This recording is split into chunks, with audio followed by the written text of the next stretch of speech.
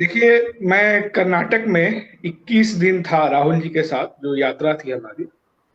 और उस समय हम लोगों ने गांव में, कस्बों में मीटिंगें की, लोगों से बातचीत करने का एक अवसर मिला था।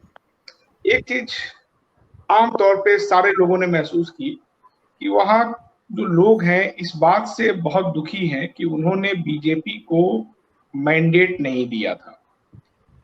और बीजेपी ने, आप सबको याद होगा कि किस तरीके से वहां जो जेडीएस और कांग्रेस की सरकार थी, इसको गिराने का काम किया। आश्चर्यजनक तरीके से 2 दिनों के अंदर 16 कांग्रेस के और जेडीएस के विधायकों ने इस्तीफा दिया। वहां का जो पूरा समीकरण है, आप जानते हैं कि 224 सीटें हैं टोटल, जिसमें 113 पे सरकार बन जाती है। बीजेपी सबसे बड़ी पार्टी थी, 104 सीटें उनको मिली थी। और जेडीएस को 30 मिला था और कांग्रेस को 87 मिला था, यानी इन दोनों को मिला के हो गया था 117। उसमें गवर्नर ने 15 दिन का टाइम दे दिया येदियुरप्पा को। फिर बाद में सुप्रीम कोर्ट ने कहा कि 3 दिन से ज्यादा हम नहीं दे सकते बहुमत साबित करने के लिए। खैर, वो सरकार गिर गई और 14 महीनों तक जेडीएस और कांग्रेस की सरकार चली। लेकिन 2 दिनों के अंदर 16 विधायकों ने इस्तीफा दिया, 2 विधायक शामिल हो गए भाजपा में। तो इस तरीके से जो बहुमत की संख्या थी वो आ जाती है 103 पे, और बीजेपी के पास इतने नंबर थे। ठीक है, तो ये लोगों के जहन में था कि इस तरीके से भी सरकार गिराई जा सकती है। ये कर्नाटक के लोगों ने पहली बार महसूस किया, उनको लगा कि उनके साथ ये अन्याय हुआ है, क्योंकि जो मैंडेट था वो बीजेपी के पक्ष में नहीं था। तो ये करीब 5-6 महीना पहले की बात है, जब हम लोग यात्रा में थे। तो ये लग रहा था कि लोगों को लग रहा है कि सरकार चुराई गई है, सरकार किसी और की थी, उसको धन बल से या दूसरे तरीकों से उसको गिरा दी गई और उनकी जगह अपनी सरकार बनाई गई। तो हमेशा से वहां के लोगों में एक बात लग रहा था कि ये मानते हैं कि डिफेक्टो सरकार है, ये जबरन वाली सरकार है। तो ये एक मानसिकता थी और लोगों में ये लग रहा था कि वो इसका बदला लेना चाहते हैं। आ, आ, सरकार के काम का मूल्यांकन करने के अलावा एक ये बड़ा फैक्टर था। एक होता है कि सरकार अगर काम नहीं कर रही है तो आप उसको हटाते हैं, तो वो तो अपनी जगह होता है, नेचुरल भी होता है, एंटी इनकम्बेंसी होती है। लेकिन ये एक फैक्टर वहां पे बार बार दिख रहा था, खासतौर से ग्रामीण इलाकों में, जहां पे ज्यादा लोगों ने कांग्रेस को और जेडीएस को वोट किया था। शहरों का मैं नहीं कह सकता कि इतना ये मामला था। तो ये बात हमेशा से वहां रही। और अभी हम देख रहे हैं कि 4%, 5% का मार्जिन कांग्रेस को तमाम जो ऑब्जर्वर्स हैं वो दे रहे हैं कि बीजेपी के ऊपर इतना मार्जिन कांग्रेस को मिला हुआ है। वहां पे जिस तरीके से भारतीय जनता पार्टी के बहुत सारे लोग कांग्रेस ज्वाइन कर रहे हैं, बड़े पैमाने पे कर रहे हैं, उससे भी अंदाजा लगता है कि जो डिस्पेंसेशन जो भी काम कर रहा है, इससे लोग बहुत खुश नहीं है। यहाँ तक कि जो एमएलए है वो भी डरे हुए हैं। तीसरा जो फैक्टर है वो सबसे इंपॉर्टेंट है, जिसकी वजह से बीजेपी वहां डरी हुई है, वो है खड़गे जी का राष्ट्रीय अध्यक्ष बनना, जो दलित समाज से आते हैं। डीके शिव कुमार एक बहुत ही मजबूत नेता है, जिनका अपना एक आप कह सकते हैं कम से कम 2-3 मंडलों में जिनका प्रभाव है, और वो सवर्ण कैटेगरी से आते हैं। और तीसरा, उस पूरे दक्षिण भारत में आप कह सकते हैं जो सबसे पॉपुलर नेता है, मास लीडर, सिद्धरमैया, जिनके जन्मदिन पे बिना बुलाए ये सरकार, मतलब ये अखबारों में आंकड़ा छपा था कि करीब 8 लाख लोग पहुंचे थे उनको जन्मदिन पे विश करने के लिए। तो ये जो 3 जो बड़े नेता हैं, इनका जो कॉम्बिनेशन है ये बहुत लीथल है।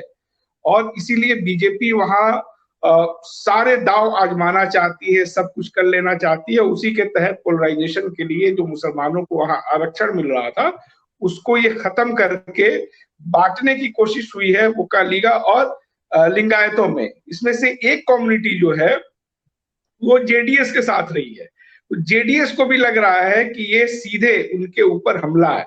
और सबसे रोचक बात यह है कि ये जो आरक्षण है, ये देवगौड़ा सरकार ने 1994 में, जब वो सीएम थे, 95 में इन्होंने उसको लागू किया था। यानी कि ये जो आरक्षण दिया गया था वो एक तरह से देवगौड़ा का दिया हुआ है।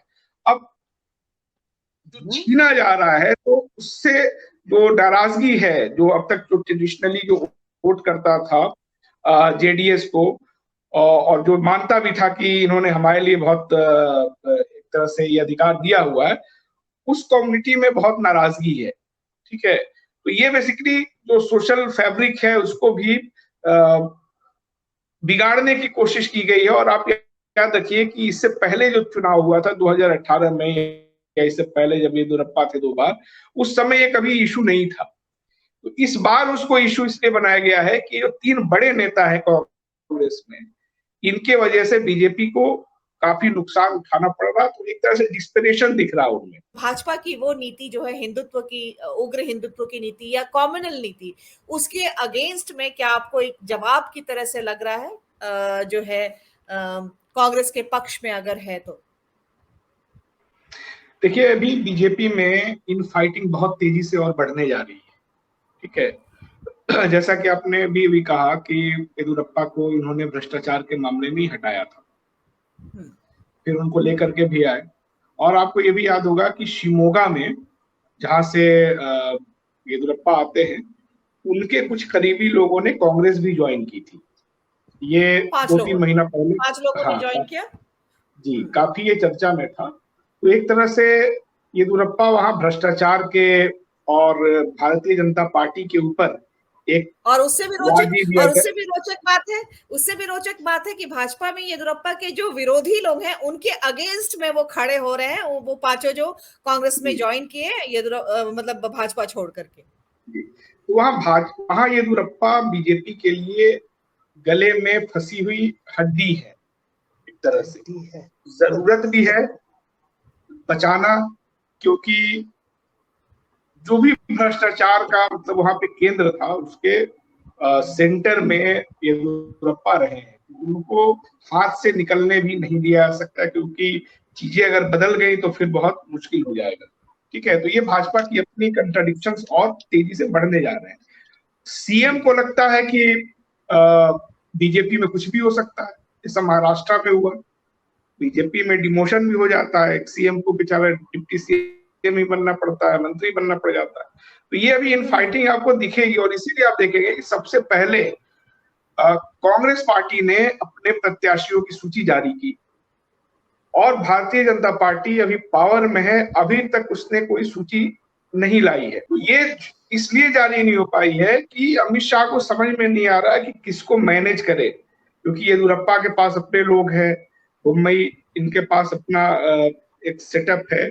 विधायक बेचारे जो हैं उनको मालूम है कि हम जा रहे हैं, वापसी नहीं होने जा रही है, इसलिए जितना भी बेचारे भाग पाए इधर उधर, वो भी सब भाग के निकल गए हैं। बहुत सारे नेताओं की एक सूची भी अखबारों में छपी हुई है, अगर वेबसाइट पर जाए तो मिल जाएगा, जो भाजपा से छोड़ करके जेडीएस या कांग्रेस में पनाह मांग रहे हैं। तो ये इसीलिए अभी ये लोग सीट भी डिक्लेयर नहीं कर पाए, प्रत्याशी भी डिक्लेयर नहीं कर पाए, क्योंकि उनको खतरा है कि जैसे ही डिक्लेयर करेंगे इन फाइटिंग और ज्यादा बढ़ेगी। तो हम आज जितना भी अंदाजा लगा रहे हैं कि बीजेपी जितनी कमजोर होने जा रही है, उससे कहीं ज्यादा बीजेपी अभी कमजोर होने जा रही है। लेकिन भाजपा की जो बड़ी दिक्कत है वो ये विधानसभा चुनाव नहीं है। अब देखिए, दक्षिण भारत में 180 लोकसभा सीटें हैं, क्योंकि हम लोग नॉर्थ इंडियन है तो एक नॉर्थ इंडियन माइंड रहता है, हम लोग अपने हिसाब से देखने की कोशिश करते हैं। 180 सीटें दक्षिण भारत में हैं, बहुमत के लिए 272 सीटें चाहिए, और भाजपा के पास सिर्फ 303 सीटें हैं, यानी कि भाजपा के पास बहुमत से 31 सीटें ज्यादा हैं। घटक दल मिल करके उसको 250 तक पहुंचा देते हैं, लेकिन ये वो घटक दल है जो मुझे लगता है जब से कोalition गवर्नमेंट्स आ रही है तब से वो घटक दल ही है, जिनकी भी सरकार बनती है वो घटक दल बनने के लिए ही बने हुए हैं। ये मनमोहन सिंह जी की सरकार में भी थे, देवगौड़ा जी की सरकार में भी थे, तमाम। ठीक है, तो बीजेपी को पता है कि ये जो 31 सीटें हैं अगर हमारी कम हो जाती हैं तो फिर हमारी सरकार जाने वाली है। दक्षिण भारत में केरल में 19 सीटें हैं। 19 सीटों में आप सोचिए कि केरल में 19 में से 18 सांसद कांग्रेस के हैं, जबकि वहां पे एक तरह से बहुत अच्छा सीपीएम ने किया विधानसभा चुनाव। ठीक है, तो दक्षिण भारत में बीजेपी के विकल्प के बतौर लोग कांग्रेस को देखते हैं हमेशा से। इसीलिए आप देखिए लोकसभा चुनाव में तमिलनाडु में जो हमारा अलायंस होता है उसमें हमको ठीक सीटें मिल जाती है। अभी हमारे पास वहां से 10 सांसद हैं, वहां पे 39 सीटें हैं टोटल। उसी तरह कर्नाटक में 28 सीटें हैं, आंध्रा में 25 सीटें हैं, तेलंगाना में 17 है, महाराष्ट्र में 48 है। 3 अगर आप यूनियन टेरिटरीज को जोड़ दीजिए तो ये 180 तक चला जाता है। समीकरण भी तेजी से बदले हैं। जैसे केसीआर शुरू में थर्ड फ्रंट की बात कर रहे थे, लेकिन उसमें बहुत हो नहीं पाया, तो उनकी बेटी को भी पकड़ा गया थोड़ा माहौल बनाने के लिए कि वो लड़ते हुए दिखे। केसीआर की मजबूरी यह है कि वो बहुत हद तक मुस्लिम वोटों पर निर्भर करते हैं, असदुद्दीन ओवैसी के साथ उनके जो अलायंस है। अब अगर मुसलमान इस चुनाव में देख रहा है कि इस चुनाव में हमारा बहुत कुछ दाव पे लगा है, फ्यूचर दाव पे लगा है, कॉन्स्टिट्यूशन दाव पे लगा है, तो जो भी सेंधमारी का काम करेगा, कांग्रेस को नुकसान पहुंचाने की कोशिश करेगा, उसके साथ मुसलमान बिल्कुल नहीं जाएंगे। तो ना तो वो केसीआर के साथ जाएगा, ना जेडीएस के साथ जाएगा। तो ये एक ऐसा समीकरण बनता हुआ दिख रहा है जिसमें 180 में मुझे लगता है कि भाजपा शायद ही 10-12 सीटें पा पाए, और वो भी जो पाएगी वो कर्नाटक में ही पाएगी। ठीक है, यहाँ हालांकि बहुत हाथ पांव मारा जा रहा है तेलंगाना में, काफी मतलब तेलंगाना में हाथ पांव मारा जा रहा है, लेकिन बीजेपी वहां अपने भरोसे नहीं है। देखिए, अभी सबसे भ्रष्ट सरकार और सबसे महंगा चुनाव बीजेपी भी नहीं लड़ पाती है जितना महंगा केसीआर लड़ते हैं। वहां हम लोग 12-14 दिन यात्रा में थे, और हर आदमी अगर आप किसी से पूछेंगे तो बता रहा है 13,000 रुपया फिक्स है केसीआर के तरफ से पर वोट। ठीक है, मतलब वहां बीजेपी भी काउंटर नहीं कर पा रही है, इतना माइनिंग का पैसा उनके पास है। तो कोशिश तो हो रही है, लेकिन इस चुनाव में मुसलमान खासतौर से, और चूंकि तेलंगाना में उसकी अच्छी आबादी है, आंध्रा में अच्छी आबादी है, वो उठकटवा जो पार्टियां हैं या जो जिनके प्रोस्पेक्ट्स बहुत हाई नहीं है दिल्ली की सियासत में, उनके साथ वो नहीं जाएंगे। जो थोड़ा बहुत है बीजेपी के लिए वहां, वो कर्नाटका में है। बीजेपी को खतरा ये है कि अगर वो विधानसभा चुनाव में बुरी तरह हारते हैं तो ये जो थोड़ी बहुत भी संभावना कर्नाटक तक है वो भी उनके हाथ से निकल जाएगी। तो अभी दाव पे बोम्मई और येदियुरप्पा नहीं है, दाव पे लगा है मोदी का साथ। इसीलिए मोदी जी वहां जाकर के लगातार इसमें सानवार जी, इसमें एक रोचक बात ये भी है कि बोम्मई ने जो है वो उग्र हिंदुत्व का कार्ड खेल करके अपना नंबर बढ़ाने की कोशिश की, और येदियुरप्पा जो है वो उग्र हिंदुत्व लिंगायत है वो, और लिंगायत को माना जाता है कि वो लोग मतलब उग्र हिंदुत्व के एजेंडे पे येदियुरप्पा ने काम नहीं किया है उस तरह से। और अभी भी उन्होंने मतलब कि कम से कम ये है येदियुरप्पा के खाते में कि उग्र हिंदुत्व के एजेंडे पे उन्होंने काम नहीं किया है। तो बोम्मई ने अपना, तो ये भी एक तरह से है कि मतलब सीधा सीधा खारिज हुआ है उग्र हिंदुत्व के मसले को, जिसके आधार पे बोम्मई ने अपना नंबर बढ़ाने की कोशिश की, वो भी सीधे सीधे मतलब कि उसकी भी हवा निकल गई एक तरह से। कहने का मतलब है आप कुछ कहना चाह रहे हैं? हवा निकलने की बात नहीं है। दरअसल हम लोग के साथ दिक्कत है कि हम लोग थोड़ी थोड़ी चीजों पे खुश होने लगते हैं। तो ऐसा नहीं है कि बहुत लोगों ने उसको खारिज कर दिया है। दरअसल बीजेपी के जो अपने कंट्राडिक्शंस है ना, वो किसी वैचारिक मुद्दे को लेकर के थोड़ी ही है। अगर बोम्मई और येदियुरप्पा में कोई कंट्राडिक्शन है तो वैचारिक मुद्दे पे नहीं है। ये लंबे समय से जिस तरीके से कर्नाटक में लूट खसोट मचाई गई है, उस बंदर बाट में जितना चीजें पहुंचनी थी एक खास जगह वहां नहीं पहुंची, तो उसमें फिर येदियुरप्पा जी को साइडलाइन किया गया, फिर उनकी मजबूरी भी बन गई, लेकिन ये तो है कि येदियुरप्पा पे लूट खसोट और करप्शन के तमाम चार्जेस हैं, लेकिन मतलब कि कम्युनल एजेंडे पे काम करने के उस तरह से जिस तरह से अभी बोम्मई ने किया पिछले 1.5 साल 2 साल से नहीं, देखिए उसमें एक फर्क ये है कि ये जो येदियुरप्पा है ये लोग पुराने जमाने वाले नेता है। उस समय मतलब देखिए भारतीय राजनीति में बजरंग दल पिछले 8-10 साल पहले तक फ्रिंज एलिमेंट में माने जाते थे। अभी वो भाषा जो इस्तेमाल करते हैं, अभी वो बीजेपी के मुख्य धारा बने हैं। तो सबका काम करने का तरीका अलग होता है ना। वहीं पे जो सूर्या तेजा या क्या उसका नाम है, जो बीजेपी के जो यूथ मोर्चा के जो नेता है, उनकी भाषा आप देखिए, तेजस्वी सूर्या, हाँ कुछ है इस तरह का, तेजस्वी सूर्या। तो ऐसा नहीं है, बेसिकली पीढ़ियों में देखिए, बीजेपी जब सत्ता में आई, जब मोदी आए, तो मोदी के साथ एक नया बॉडी लैंग्वेज, नया आक्रामकता, ये सभी हिंदुत्व में इजाफा हुआ ना। वैचारिक पोजीशन में बहुत किसी का अंतर नहीं है।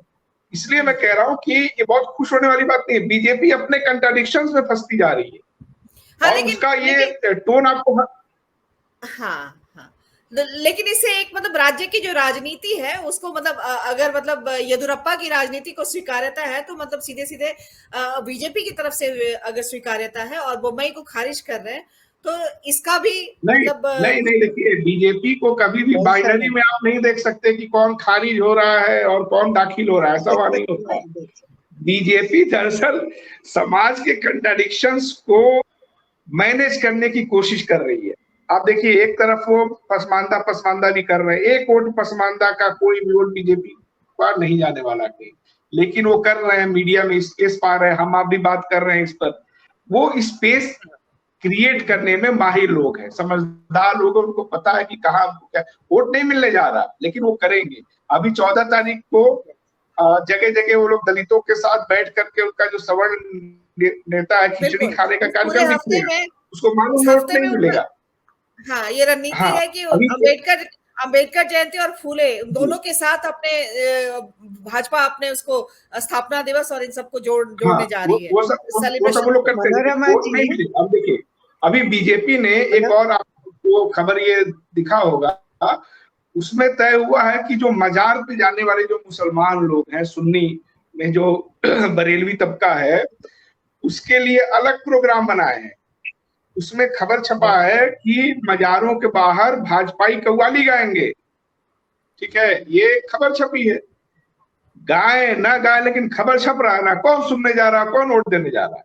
तो बीजेपी बहुत सारे कंट्राडिक्शंस में इस समय फंसी हुई है, इसीलिए वो कई तरह की बात वो बोलती है, लेकिन ये उसके डिस्परेशन को, परेशानी को भी दिखाता है। कर्नाटक में लोग बहुत नाराज है क्योंकि उनके साथ पहली बार ऐसा हुआ कि सरकार जनता ने किसी और की बनवाई और किस तरह तोड़ दिया गया। केंद्रीय एजेंडा लोगों का यही है। हमको ये नहीं भूलना चाहिए कि साउथ इंडिया काफी पढ़े लिखे और ठीक ठाक लोग हैं वहां पे, तो एक सीमा तक ही ये सब चल पाता है। जो राष्ट्रवाद वगैरह का जो मसला है, क्योंकि ना तो उनके यहाँ कॉफिन जाते हैं बाउंड्री से, बॉर्डर से, वहां के लोग तो आर्मी में है नहीं, ठीक है, ना उनके तरफ काशी है, ना मथुरा है, ना अयोध्या है, वो बहुत इन सब चीजों से उतना रिलेट नहीं कर पाते। वहां की जो सांप्रदायिकता भी है स्थानीय मुद्दों को लेकर के,